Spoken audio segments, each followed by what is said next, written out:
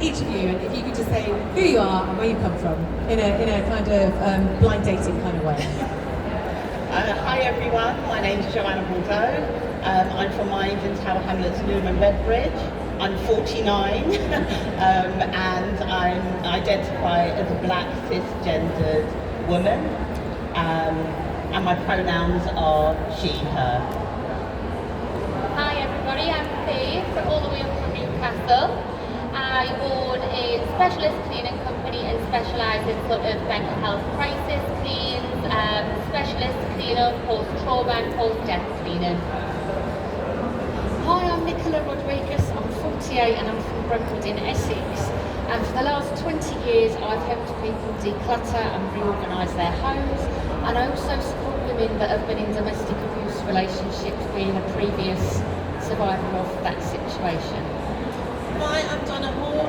I'm based in Bedfordshire and I run the Specialist Cleaning Group. We have a diverse range of services from biohazard cleaning, drug den cleaning, but our main area of support is hoarding support.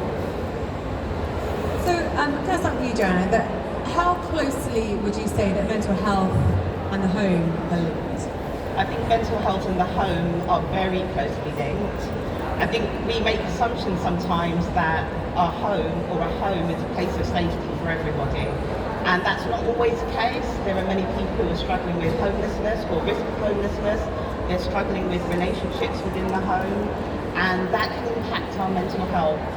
I think one of the most important things to think about is with life situations, especially the cost of living crisis currently, people are struggling with keeping employment or finding employment, that sometimes a home is not a safe space. And I think that can show up to people in different ways. It's very individual. So I think it's really closely linked. Okay, we were talking earlier actually with some professional cleaners about the whole thing of the importance of having a cleaner if you don't have time to do it yourself, but also about how you cope with that. And I was laughing about the fact that I feel like I have to tidy everything before my cleaner comes, because otherwise I feel ashamed. And you know, one of the things we say about here is shine, not shame. You know, we're not kind of saying that everybody has to have perfect clothes and everything. So how do you see that relationship between somebody feeling shameful about having someone come into the home? Not everyone's comfortable with having someone come into their homes, are they? Not everybody's comfortable with it at all, and sometimes, you know, you can really see that fear, that terror. They may have not let anybody in the property for years, decades in some cases when we enter. And one of our core values is no judgment. You know, nobody has the right to judge another human being, and if everybody was just that little bit more kind and understanding of different circumstances, maybe there would be more people willing to put their hands up and accept that help. So we're sort of on a mission with training courses and on social media and things like that to enable people to have that sort of mindset that not everybody's house is going to be a palace. You know, sometimes it is, as you say, Joanna, not a safe place at all, but it is okay to ask for that support and that help. And Donna, how are you passionate about helping people with challenges, would you say? So we recognise that there's lots of people in this country that are struggling with hoarding. It could be up to 5-6% of people, and that's a huge amount of people. So I want to be part of a community that are helping people to live in a house that they feel a bit happier in. There's so many people who are living in a hoarded property, and that's like quite high level hoarders aren't happy with how they're living, but they're just too scared or fearful of asking for any help. So the more I can shout out about the help that's out there and come to places like this and people can meet me and they see who I am, hopefully then they'll come forward and ask for help. Nicola, in your experience, how does mental health and having home help in the home, how do the two come together? I think for myself, I do have anxiety disorder and OCD. And for me, I think to have a home that's organised and functional helps you massively with your mental health. So I work with a lot of clients that may have a very stressful situation going on, that if they've got everything in their home filed, labelled, they know where everything is, it takes that pressure off of their day-to-day life of where's this, where's that. If they're in a relationship that's very toxic or abusive, I help them to manifest their energy into keeping their home nice, so it sort of helps eliminate the bad stuff that's going on, and it also helps when they're ready to get out of that relationship.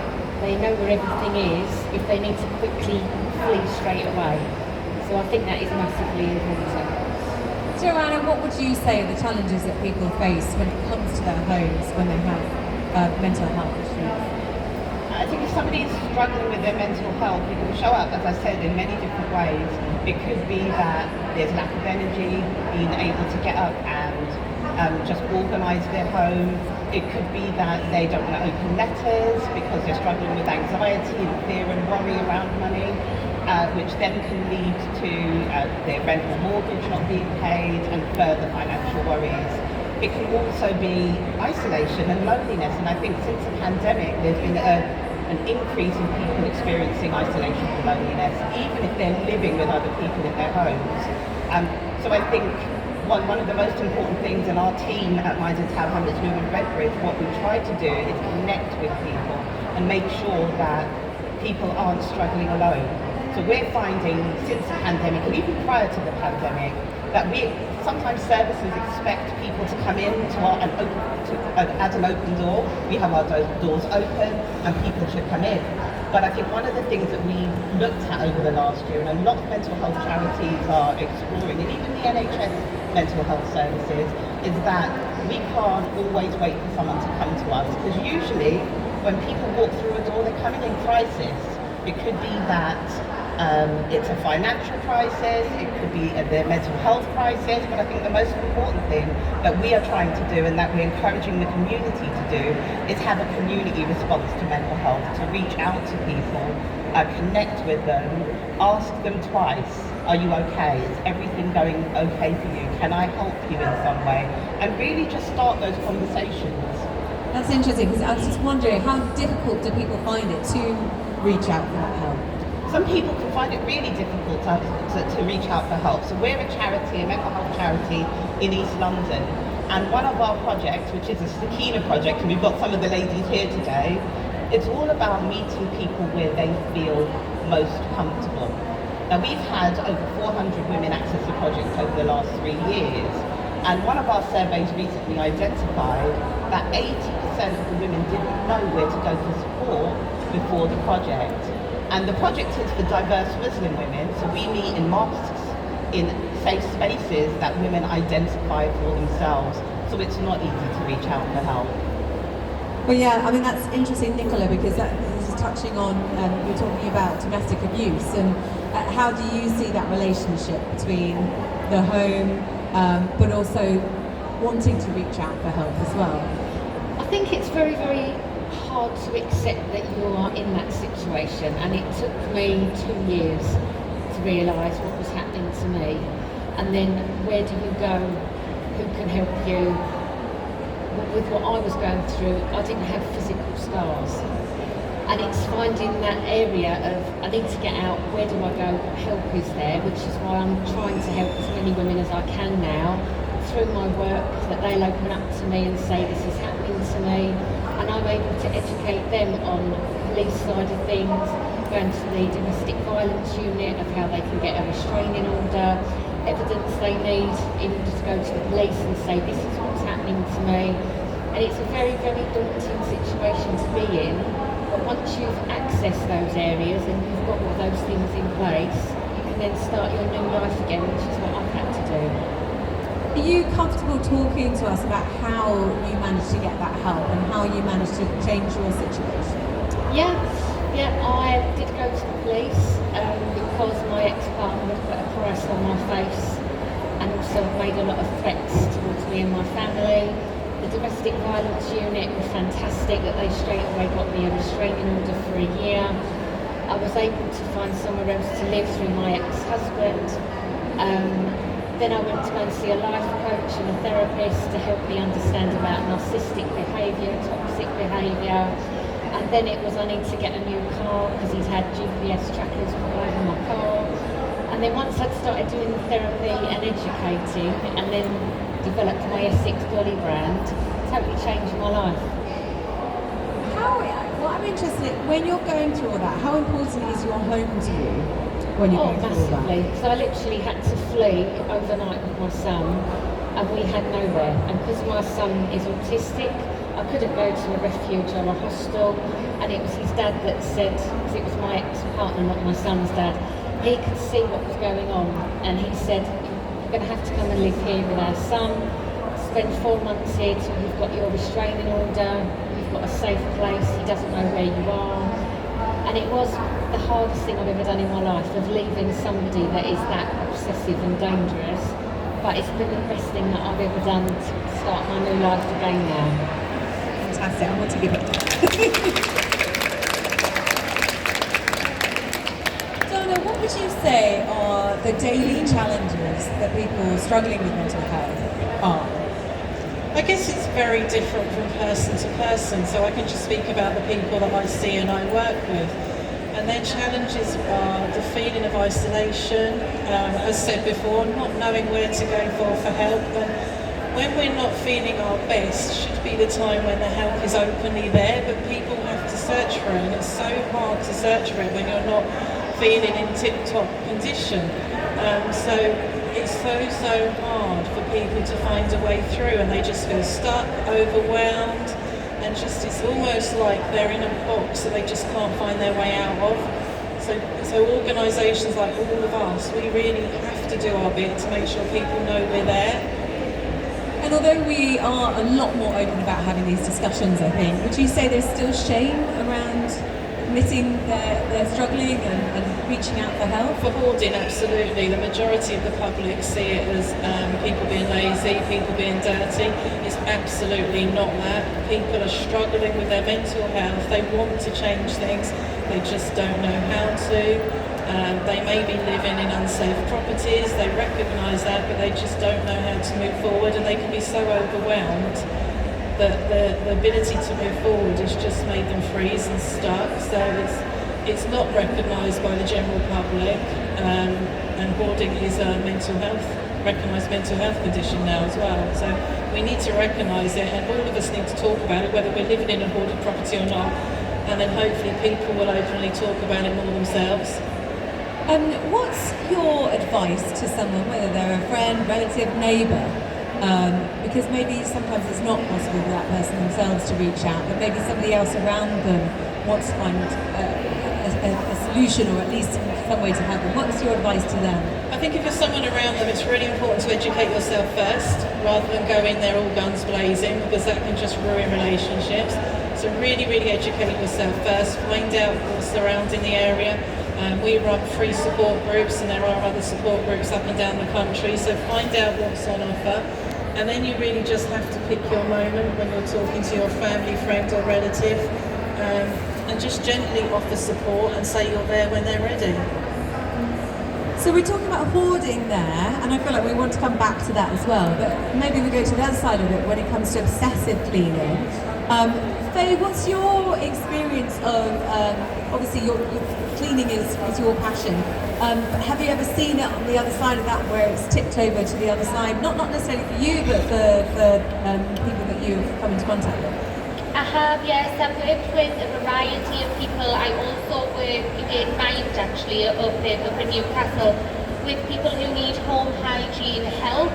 And I see a lot of people that are on the other side of the scale. So I will go into properties that haven't been cleaned for 10, 15 years, that are really at extreme levels, at dangerous levels of dirt. But I will also help people create manageable tasks, smaller tasks, bringing things down so that they're not constantly cleaning. And I'll also signpost to listening ear services and to different counselling services and support groups to really try and find these people to help, because I feel passionate about helping anybody that needs, cleaning advice or help, whether it's to clean less or to do more or something like that. But absolutely, I do say this on a regular basis, and I kind of feel that these people are almost brushed to one side a little, and they think, there's no problem there. Actually, there's a big problem there, and I want to try and help to become a voice for these people to have equal amounts of support also. Joanna, I'm interested in your take on this as well, like both the hoarding and the OCD side of things. Well, I think what's really important, and I think it's demonstrated today, is for us to share our own experience. And I think as leaders, we have a great program and an approach in mind that says that it's leadership at all levels. Now we have an amazing peer leadership program that brings people's lived experience into supporting others. And so I think there is the shame and stigma, not wanting to open your door if your house has become unmanageable for you, not wanting to say to somebody, look, I need help, can you support me? But I think when we start modelling vulnerability and saying actually it's okay to not be okay at times, it's okay to reach out for help, and that you're not alone. I think there is no magic potion for dealing with our mental health. I think just early support, making sure that services are available, they're fit for purpose, and that we care about what we do. So I think anyone that works with people with mental health, and I don't even think we can separate ourselves from that. I think we all have a mental health, and at any times throughout our lives, our mental health can be impacted.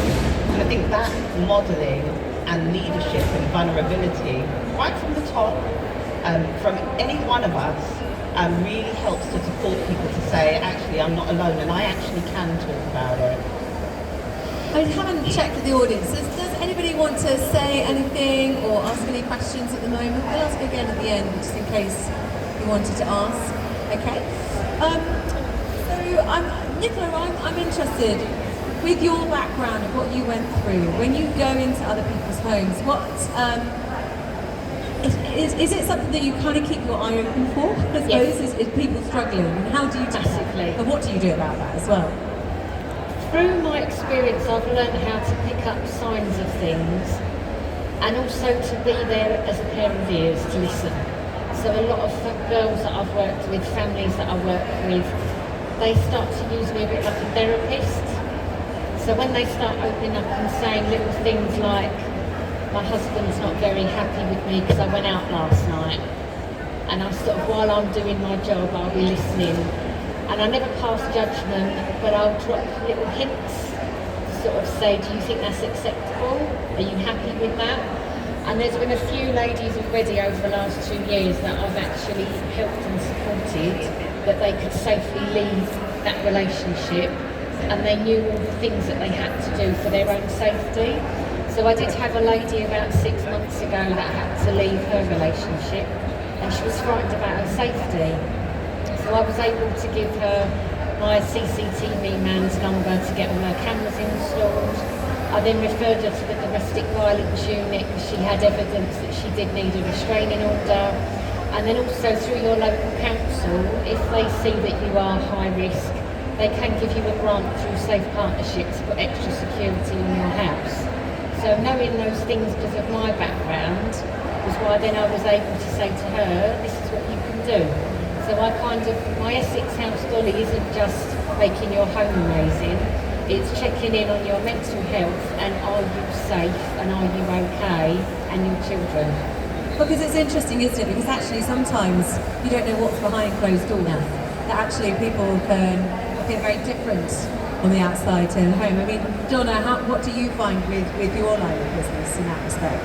Yeah, totally. You don't know what's behind closed doors. We work in multi-million pound mansions to the smallest bed sit in the middle of the city. You just don't know what's going on in someone's life behind closed doors. And like what was mentioned earlier, mental health is part of all of us. We've all got different levels of how we're managing our mental health. And at sometimes in life, everyone's dips a bit, and it's how you cope with that and what help you've got around you. And actually it's not just, if you've gone to the degree where you have OCD or hoarding, but sometimes it's just actually life is getting on top of you, isn't it? It's not just it's not necessarily. We're talking here about I think we all go through times in life where we'd like to feel better, and so it's actually reaching out for that help in that respect as well. Does somebody just put their hand up, or is that my imagination? Do we have? Oh, here we go. Anthony. Oh, there you are.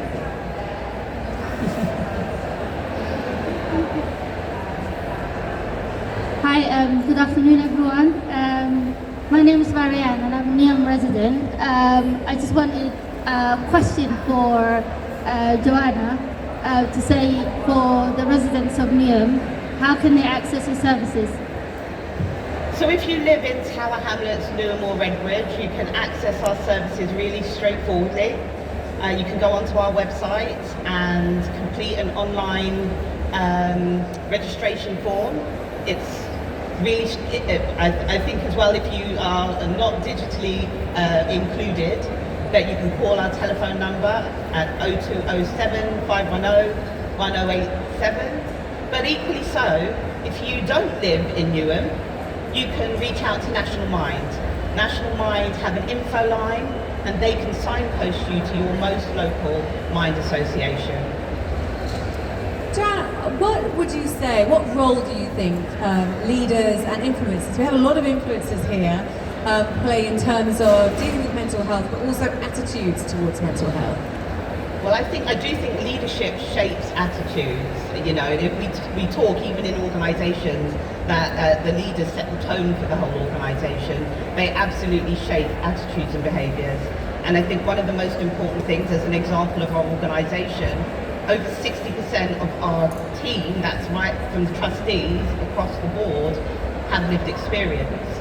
And lived experience shapes once you've gone through. So as an example, I have my own lived experience. Started when I was about 15 years old. I struggled with anxiety, had a number of suicide attempts, but the more I feel able as a leader to talk about some of the struggles that I've had and what would have helped. I look back, you know, it's a long time ago now, I'm quite old. I look back and I think to myself, what would have helped me? What could have been the approach taken with me when I was 14 or 15? And really that drives, if I'm honest, it's not just my professional experience that drives my work, it's also my lived experience. It's a driver to make sure that everybody who accesses our services has a good experience, that they're able to have better outcomes so that they can thrive in their life. That's what drives our organisation, and that should drive every leader. I think if we're trying to make a difference in society, connect your own dots. I think that's really important. Sometimes we other mental health and say, well, that's you have to have a mental health diagnosis, or you have to be at the point of sectioning for us to think about mental health. But mental health is a part of all of us. So I think from that perspective, from Mind and Tower Hamlets Newham's perspective, I think it's really important that leaders model good mental health, but are honest when your mental health isn't good. It's interesting, isn't it? Because thinking about social media, and you can't help but wonder whether that actually has had more of a negative impact on general mental health, particularly amongst young people, is that actually it could be very powerful for when influencers are honest, you know, I'm not feeling great today, rather than the kind of glossy, smiley pictures of a perfect life kind of thing, that actually that could be far more powerful in some ways. Nicola, what would you say, how can we reduce the stigma around mental health? I think we are making strides, but what do you feel we could do even more? I think mainly talking, not keeping things to yourself, being kind to other people, and if there's something that's really, really bothering you, just phoning up a friend or a relative, somebody that just will listen, because I always believe a problem shared is a problem solved. And if you want to try and fix something, you don't know by talking about it what that other person might have a skill set for, to say this is how you can fix it, or this is what you can do. Did you struggle to talk to people about things when you were in the thick of it, for want of a better word? Yeah. I didn't really talk about anything what I was going through for a good 18 months. And it was only when my friend sitting there, Jay, started to pick up things that I all of a sudden wasn't answering the phone. I changed my appearance. I was very quiet. I wasn't on social media anymore. And he actually reached out to me and said, what is going on? I know something's going on. Do you want to talk about it? And within a week, I'd left. So it was, very, very hard. Because you're having to admit that you're being controlled and abused by somebody, and I wasn't ready to admit that.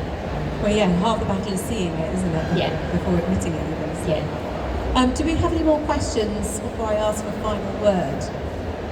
So I'd like to go through with each of you just a final message you'd like to leave with people. So Joanna, could you start? I think the final message is you're not alone. And I would say for family members and friends, or even colleagues who think that somebody might be struggling, reach out, ask twice. As somebody that works with companies that in turn work with mental health, my message would be never underestimate the power that you all have to make a huge difference to somebody's life. Yeah, pretty much what Sally and Joanna have said.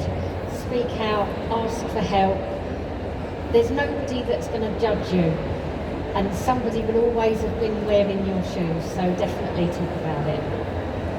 I think mine is love yourself a bit more, because I think we're all our worst enemies sometimes and our most critical judges.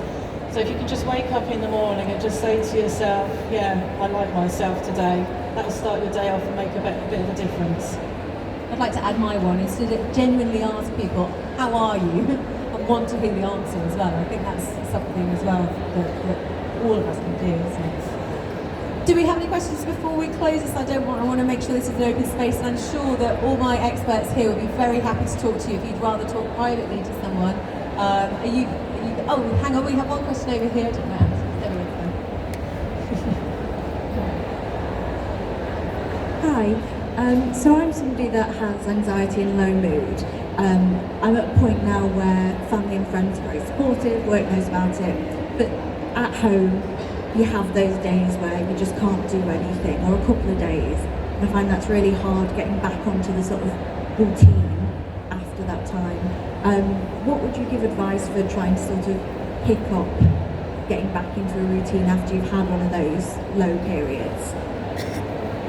Joanna, do you want to answer this one? So I think there's the first thing, and it goes back to what Donna has said, is be kind to yourself.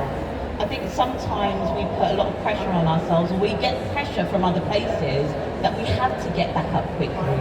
It's okay not to, sometimes our mental health, it's a journey, isn't it? And it goes up and it goes down. It's like a wave, I suppose. So I think the first thing is to be kind to yourself, to not feel like you have to get up and run back into a routine. And I think if you've got family and friends around you, how can they support you practically might be a solution. But also maybe just get involved in a support group. We talk about scaffolding. So in the times where things are really tough and the wave is a little bit down, you've got a building scaffold around you, so that the good times, you don't really need them as much, but in the down times, you have mechanisms in place to support you. But I think the biggest thing is to be kind to yourself. Well, thank you ever so much for all your advices. I mean, it's one of those conversations that we should be having more, isn't it? So thank you so much.